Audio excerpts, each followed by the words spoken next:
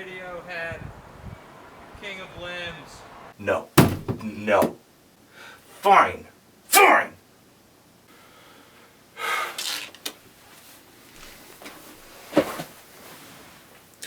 Hi everyone. Anthony Fantano here, the internet's busiest music nerd, about to embark on an album review of the new Radiohead LP, their 8th album, The King of Limbs. Though yes, I was going to review this eventually, in light of recent comments, death threats, messages, emails, mail bombs, and this. Plus, I'm positively, absolutely sure anything I review or touch down upon until this review is finished will be completely ignored. Poor Nicholas Jar. We hardly knew you. Well, everyone here already knows who Radiohead is. I hope so. If you don't, I recommend this fantastic thing called the Internet. It's this global interconnected system of computer networks that people use to access information, porn sites, and viral cat videos. You can also use it to find out about Radiohead. So they dropped The King of Limbs this past Friday, and it's caused a lot of chatter. Like, why is this thing just over 30 minutes when we're usually used to hearing these guys string out albums for longer periods of time? And also, why did it take them just almost 4 years to follow up In Rainbows with 8 tracks, several of which have been around, kicking around, either in a live capacity or a studio session capacity, like Morning Mr. Magpie. Plus a ton of theories about a sequel or a second part to this album coming out eventually has been circling discussions about this LP too. All I know is that I really don't have answers to any of this stuff, and that we will just have to wait and see where the cards fall. Can you just not do that? All I really know about this LP is what I've heard, and I'm just going to give you my opinion, not going to mince words. If there's any noticeable change between The King of Limbs and In Rainbows, it's the really aggressive use of loops and samples. I'm not necessarily saying Radiohead is lifting source material from other things. It sounds like they recorded these parts themselves, but are looping them with a sampler or a sequencer or something. I do like the sounds on this album though. Sonically, to me, Bloom, the opener here, is the most impressive of all the tracks, with the really crisp beat, the warm bass, those synthesizers, and with all of these instruments that to me sound a little bit like maybe a jazz fusion band filtered through this electronic lens. It really reminds me of something I might hear from Fortet's albums before he came out with There's Love in You, or maybe Flying Lotus's Cosmogram. I've heard people throwing that comparison around, and after thinking about it a bit, yeah, I definitely see that,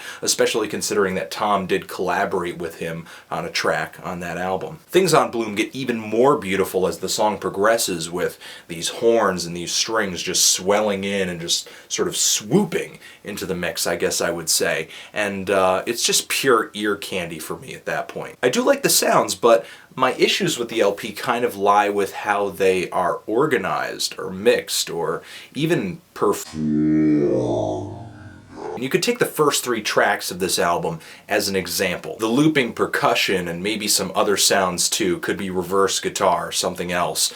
All of these, you know, like I said, sound nice, but especially on Bloom. Magpie.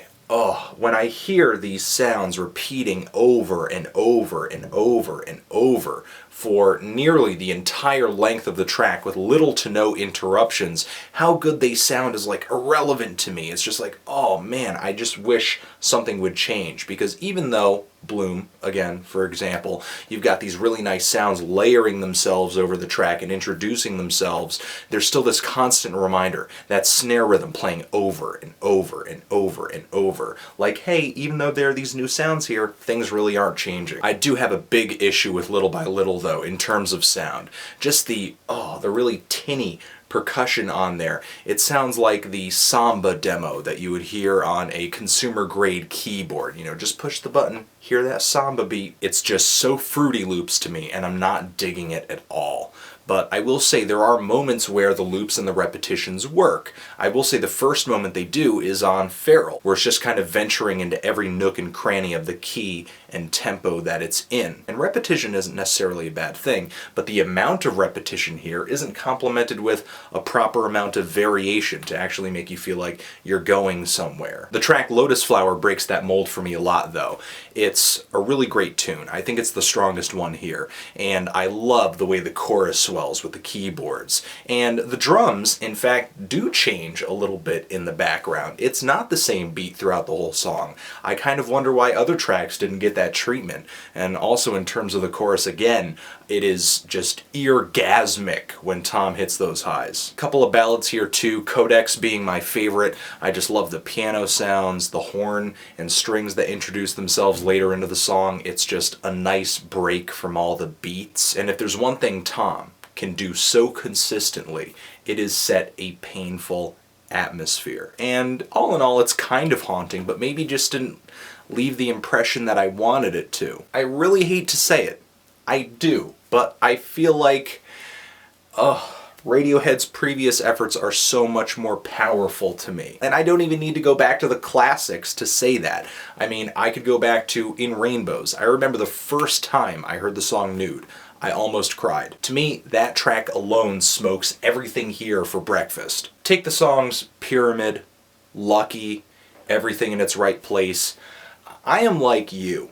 I want to feel powerful, just emotional moments like this again. And I'm looking for him here, but I really feel like I'm sifting through a basket of bruised fruit. Now, is this a terrible album?